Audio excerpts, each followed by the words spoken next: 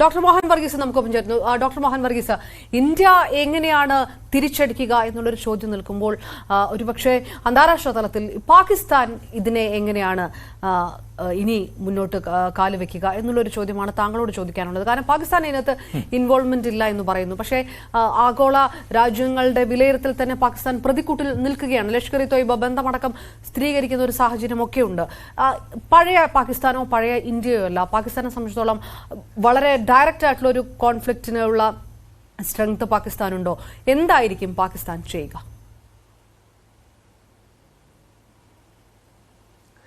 തീർച്ചയായും ആ പ്രയോഗം വളരെ ആപ്റ്റാണ്. പഴയ ഇന്ത്യയല്ല, പഴയ പാകിസ്ഥാനുമല്ല. രണ്ട് രാജ്യങ്ങളും ചേഞ്ച് ചെയ്തിരിക്കുന്നു. ഇന്ത്യ ബഹുകാലം മുന്നേറിയിരിക്കുന്നു. പാകിസ്ഥാൻ അവസാന ലാപ്പിൽ ഈ കഴിഞ്ഞ ഒരു ദശകത്തിനുള്ളിൽ വളരെയധികം കിതയ്ക്കുന്ന ഒരു കാഴ്ചയാണ് കാണുന്നത്. പ്രധാനമായും പാകിസ്ഥാന്റെ ഉള്ളിലേക്ക് നോക്കൂ. അവിടെ ആഭ്യന്തര വൈരുദ്ധ്യങ്ങളാൽ ഉഴലുകയാണ് പാകിസ്ഥാൻ. അവിടെ ബലൂചിസ്ഥാൻ ലിബറേഷൻ ആർമി, അതിന്റെ നിയന്ത്രണത്തിലാണ് ബലൂചിസ്ഥാന്റെ നല്ലൊരു ഭാഗവും. അവിടെ പാകിസ്ഥാൻ ആർമിക്ക്, പാകിസ്ഥാൻ നിയമവ്യവസ്ഥയ്ക്ക് കടന്നു കയറാനാവാത്ത രീതിയിൽ ബലൂചിസ്ഥാൻ ഏതാണ്ട് ഒരു വിഘടനത്തിന്റെ പാതയിലാണ്. ഇനി ഖൈബർ പഖ്തൂൺഖ്വയിലേക്ക് നോക്കൂ. നോർത്ത് വെസ്റ്റ് ഫ്രോണ്ടിയർ പ്രോവിൻസ്, അഫ്ഗാനിസ്ഥാനുമായി അതിർത്തി പങ്കിടുന്ന മേഖല. അവിടെ പാക് താലിബാൻ അടിഞ്ഞാടുകയാണ്. പാകിസ്ഥാന്റെ നിയന്ത്രണത്തിലായിരുന്നു ആദ്യമൊക്കെ പാക് താലിബാനെങ്കിലും ഇപ്പോൾ അഫ്ഗാൻ താലിബാനുമായി വലിയ സൗഹൃദത്തിലാണ്. അതുകൊണ്ട് പാക് താലിബാൻ ഒരു വലിയൊരു ടെറർ ഫാക്ടറായി പാകിസ്ഥാനുള്ളിൽ നിലനിൽക്കുന്നു. അതിന് പുറമെയാണ് സിന്ധിൽ ഉരുണ്ടുകൂടിയിരിക്കുന്ന വലിയ തോതിലുള്ള സമ്മർദ്ദങ്ങളും പ്രതിഷേധങ്ങളും. അതുകൊണ്ട് പാകിസ്ഥാൻ എന്ന് പറയുമ്പോൾ പഞ്ചാബ് മാത്രമായി പണ്ട് മുതൽ തന്നെ പഞ്ചാബി ഡോമിനൻസ് ആണ്. 5 നദികളുടെ നാട് പഞ്ചാബി ഡോമിനൻസ്. ആ പഞ്ചാബിന്റെ ഒരു ശക്തിയുടെ അടിസ്ഥാനം അവിടുത്തെ കാർഷിക വ്യവസ്ഥയാണ്.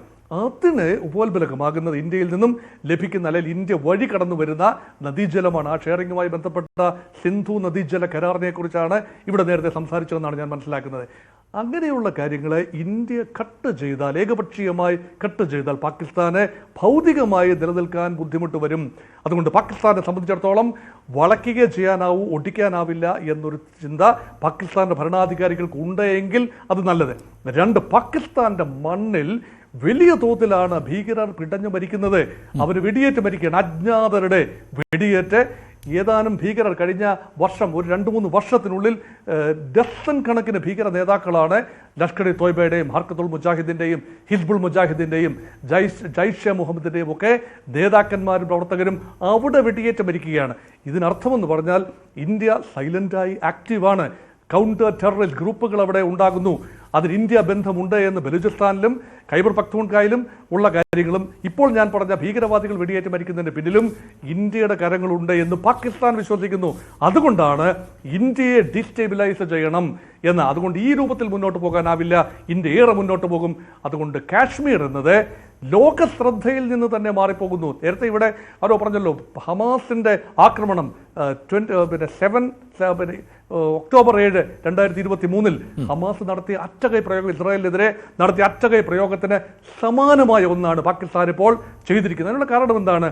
ഈ ഹമാസ് അത് ചെയ്തതിൻ്റെ ഒരു പ്രധാന കാരണമായി ലോകം ഇപ്പോൾ കരുതുന്നത് ഈ ലോക ശ്രദ്ധയിൽ നിന്ന് തന്നെ പാലസ്തീനിയൻ കോസ് മാറിപ്പോവുകയാണ്. Once again to bring it back to the centerfold of the world politics, ഇത് ആവശ്യമായി വരുന്നു എന്ന് ഹമാസ് കരുതി. അതിനവർ വലിയ വില കൊടുക്കേണ്ടി വന്നു എന്നത് മറ്റൊരു കാര്യം. ഏതാണ്ട് സമാനമായ രീതിയിൽ തന്നെയാണ് വന്നത്. അതുകൊണ്ട് ഇന്ത്യയുടെ ഭാഗത്ത് നിന്ന് ബാലാക്കോട്ട് മോഡലിലുള്ള ഒരു സർജിക്കൽ സ്ട്രൈക്ക് തീർച്ചയായും പാകിസ്ഥാൻ പ്രതീക്ഷിക്കുന്നു. അതിനകത്ത് നിന്നുകൊണ്ട് നേട്ടമുണ്ടാക്കാൻ ഒക്കുമോ? പാകിസ്ഥാൻ ജനതയെ കടുത്ത ഇന്ത്യ വിരോധത്തിൽ ഒരിക്കൽ കൂടി ഒരുമിപ്പിച്ച് നിർത്താനാവുമോ എന്ന ഒരു ചിന്തയാണ് പാകിസ്ഥാൻ സൈന്യത്തിനുള്ളത്. ഇപ്പൊ സൈന്യത്തിന്റെ കാര്യം നോക്കൂ. സൈന്യത്തിന്റെ പാകിസ്ഥാനുള്ളിലെ പോപ്പുലാരിറ്റി റേറ്റിംഗ്, ജനങ്ങളുടെ ഇടയിൽ സൈന്യത്തിനുള്ള ഒരു പോപ്പുലാരിറ്റി എന്ന് പറയുന്നത് ഒരു റോളർ കോസ്റ്റർ റൈഡ് പോലെയാണ്. ചില സമയത്ത് സൈന്യത്തിന്റെ പോപ്പുലാരിറ്റി വളരെ ഹൈ ആണ്, മറ്റു ചില സ്ഥലത്തെ സൈന്യത്തിന്റെ പോപ്പുലാരിറ്റി റോക്ക് ബോട്ടം ലെവലിലാണ്. ഈ പോപ്പുലാരിറ്റി ലെവലിൽ ഇടയ്ക്കിടയ്ക്കൊന്ന് ഹൈക്കപ്പ് ചെയ്ത് നിർത്തണമെങ്കിൽ ഇന്ത്യ വിരുദ്ധ ക്യാമ്പയിൻ മാത്രം പോരാ. ഇന്ത്യക്കെതിരെ തീവ്രവാദികളെ ഉപയോഗിച്ചുകൊണ്ട് പ്രഹരം നടത്തണം. എന്നിട്ട് പാകിസ്ഥാൻ ആർമി അതിന് ഉത്തരവാദിത്തം ഏറ്റെടുക്കില്ല. പക്ഷേ എല്ലാവർക്കും അറിയാം, the Nexus between Pakistan army, Inter service intelligence and the terror network, ഇത് ഇൻ കഹൂത്താണ് അവർ വർക്ക് ചെയ്യുന്നത്. ഇതെല്ലാവർക്കും പാകിസ്ഥാനിൽ എല്ലാവർക്കും അറിയാവുന്ന കാര്യമാണ്, ലോകത്തിന് അറിയാവുന്ന കാര്യമാണ്. അതുകൊണ്ട് ഇന്ത്യയുടെ റെസ്പോൺസ്, ഇപ്പം നേരത്തെ ഇപ്പം ചോദിച്ചത്, അപർണ എന്നോട് ചോദിച്ചത് പാകിസ്ഥാന്റെ പ്രതികരണം എന്തായിരിക്കും. പാകിസ്ഥാന്റെ പൊതുവെയുള്ള പ്രതികരണം, ഞങ്ങൾ അറിഞ്ഞില്ല, കേട്ടില്ല, ഞങ്ങൾക്കൊന്നും അറിയില്ല, ഞങ്ങൾ പാവങ്ങളാണ്, ഒന്നും അറിയില്ല. അതാണ് പ്രതീക്ഷിക്കാവുന്ന പ്രതികരണം ബോംബെ ആക്രമണം നടത്തിയപ്പോഴും Yes. ആമീർ അജ്മൽ കസബിനെ കയ്യോടെ പിടികൂടി വിചാരണ ചെയ്തപ്പോഴും ഞങ്ങൾക്ക് യാതൊരു ബന്ധവുമില്ല എന്ന് പറഞ്ഞു. പാക് പട്ടാളക്കാർ ഇന്ത്യയുടെ പിടിയിലായപ്പോൾ ഞങ്ങൾക്ക് അവരുമായി ബന്ധമില്ല എന്ന് പറഞ്ഞ രാജ്യമാണ് പാകിസ്ഥാൻ. ആ ഭരണകൂടമാണ്. ആ ഭരണകൂടം ഇതും അതിന്റെ അപ്പുറവും പറയും. അതുകൊണ്ട് അതിൽ നമ്മൾ പ്രത്യേകിച്ചൊന്നും അർത്ഥമൊന്നും വായിച്ച് എടുക്കാനില്ല. പക്ഷെ പാകിസ്ഥാൻ നിരന്തരമായി ഇന്ത്യക്കെതിരെയുള്ള നീക്കങ്ങൾ നടത്താൻ അതിർത്തി കടന്നു. ഇത് തന്നെ ട്വിൻ അറ്റാക്കാണ്. അതിർത്തി കടന്നുള്ള പുൽവാമ അല്ല, പൂഞ്ച് രജൌറി സെക്ടറുകളിൽ ഇന്നലെ ഇന്നുമായി അതിർത്തി കടന്നുള്ള നുഴഞ്ഞുകയറ്റങ്ങൾ ഉണ്ടായി. അത് ഇന്ത്യയുടെ അതിർത്തി സേന കർശനമായി നേരിടുന്ന കാഴ്ചയും കണ്ടു.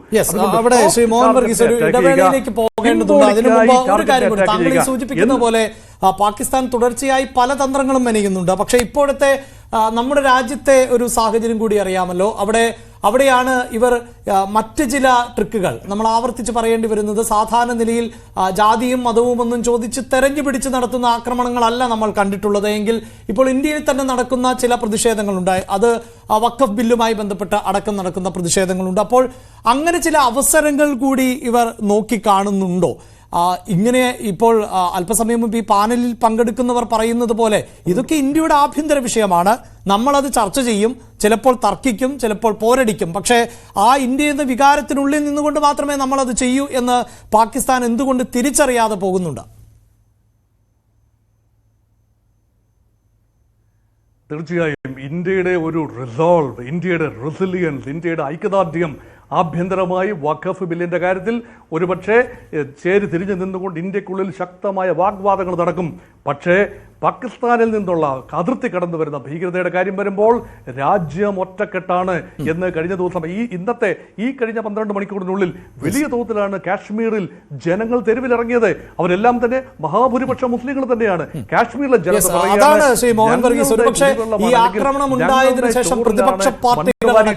എല്ലാവരും സർക്കാരിന് നൽകുന്ന ഒരു പിന്തുണയുണ്ട്. അവിടെ രാഹുൽ ഗാന്ധി അങ്ങേയറ്റം ഇതിന് തിരിച്ചടി നൽകേണ്ട ആവശ്യകത അടക്കമുയർത്തി കാണിക്കുന്നു. നമ്മുടെ കേരളത്തിൽ നിന്ന് തന്നെയുള്ള കോൺഗ്രസ് നേതാവായ KC വേണുഗോപാലിന്റെ പ്രതികരണം ആ നിലയിലായിരുന്നു. ഇപ്പോഴിതാ പ്രേക്ഷകർ കാണുന്ന ഈ ദൃശ്യം എന്നത് നിർണായകമായ യോഗത്തിന് ശേഷം പ്രധാനപ്പെട്ട വകുപ്പ് മന്ത്രിമാർ അടക്കം പുറത്തേക്ക് പോകുന്നതിന്റെ ദൃശ്യങ്ങൾ അടക്കമാണ് കണ്ടത്. അത് ഒരു രാഷ്ട്രീയമായ തീരുമാനമോ അല്ലെങ്കിൽ ഒരു ഭരണകൂടത്തിന്റെ തീരുമാനമോ അല്ല, മറിച്ച് നമ്മുടെ രാജ്യത്തിന്റെ ഒരു തീരുമാനമെന്ന നിലയിൽ തന്നെ ഭരണകൂടത്തിന് എടുക്കാൻ പറ്റുന്നു എന്നതാണല്ലോ പ്രധാനം. മോഹൻ വർഗീസ്, തീർച്ചയായും ദേശ സുരക്ഷയുടെ കാര്യത്തിൽ രാഷ്ട്രീയമില്ല. നാഷണൽ സെക്യൂരിറ്റിയുടെ കാര്യം വരുമ്പോൾ CPM എന്നോ കോൺഗ്രസ് എന്നോ BJP എന്നോ വേർതിരിവില്ല. രാജ്യം ഒറ്റക്കെട്ടാണെന്ന് ഒരിക്കൽ കൂടി തെളിയിക്കുന്ന മോഹനമായ അവസരങ്ങളാണ്. മാത്രമല്ല പ്രതിപക്ഷത്തെ ആളുകളെ കൂടി, പ്രതിപക്ഷ നേതാക്കളെ കൂടി കോൺഫിഡൻസിലെടുത്തുകൊണ്ട് സർവകക്ഷി യോഗം വിളിച്ചു കൂട്ടാൻ നമ്മുടെ പൊളിറ്റിക്കൽ ലീഡർഷിപ്പ് അല്ലെ ഭരണപക്ഷം എടുത്ത തീരുമാനത്തെ തീർച്ചയായും അഭിനന്ദിക്കേണ്ട ഒരു കാര്യമുണ്ട്. കാരണം രാജ്യത്തിൻ്റെ സുരക്ഷയുടെ കാര്യത്തിൽ 4 സ്വരത്തിൽ സംസാരിക്കേണ്ട ഒരു സമയമല്ല. അവർ നാഷണൽ സെക്യൂരിറ്റി ഈസ് കോംപ്രമൈസ്ഡ്. അതുകൊണ്ട് ഒറ്റയ്ക്കുള്ള യോജിച്ചുള്ള നിലപാടുകളാണ് ആവശ്യം. അതുകൊണ്ടാണ് പ്രതിപക്ഷങ്ങളെ കൂടി കോൺഫിഡൻസിലെടുത്തുകൊണ്ട് ഒരു debate, nation wide consensus and debate, അങ്ങനെ രാജ്യം ഒറ്റക്കെട്ടാണെന്ന് ലോക സമൂഹത്തോട് പറയേണ്ട ചുമതലയുണ്ട്. പാകിസ്ഥാൻ ആഗ്രഹിക്കുന്നത് എന്താണ്? മതം തിരിച്ചുള്ള വെടിവെപ്പാണ് അവിടെ നടന്നത് എന്നാണ് മനസ്സിലാക്കുന്നത്. അങ്ങനെയാണെങ്കിൽ ഒരാളുടെ മതം ചോദിച്ചതിന് ശേഷം ഒരു പ്രത്യേക മതക്കാരല്ല എങ്കിൽ തീർച്ചയായും പോയിന്റ് ബ്ലാങ്കിൽ നിന്ന് വെടിവെക്കുന്നു എന്ന് പറയുമ്പോൾ ഇവിടെ ന്യൂനപക്ഷങ്ങൾക്കെതിരെ ഭൂരിപക്ഷ സമുദായം സംഘടിച്ച് ആക്രമണം നടത്തും. ഇവിടെ അരാജകത്വം ഉണ്ടാകും, വർഗീയ കലാപം ഉണ്ടാകും. ഇതെല്ലാം പാകിസ്ഥാന്റെ മനപ്പായസമായിരുന്നു. പോയില്ലേ, ഇന്ത്യയിൽ യാതൊരു കലാപവും ഉണ്ടായില്ല. രാജ്യം ഒറ്റക്കെട്ടാണെന്ന് തെളിയിച്ചു. അതുകൊണ്ട് ഒരു ഡിവിസീവ് പോളിറ്റിക്സ് അല്ലെങ്കിൽ വർഗീയമായ ചേരിതിരിവ് സൃഷ്ടിക്കാനുള്ള പാകിസ്ഥാന്റെ ശ്രമത്തെ ഇന്ത്യയിലെ ജനങ്ങൾ എല്ലാ മതഭേദമന്യേ, ജാതിമത ഭേദമന്യേ ഒരുമിച്ച് നിന്ന് എതിർത്ത് തോൽപ്പിച്ച രോമാഞ്ചജനകമായ കഥകളാണ് കഴിഞ്ഞ 24 മണിക്കൂർ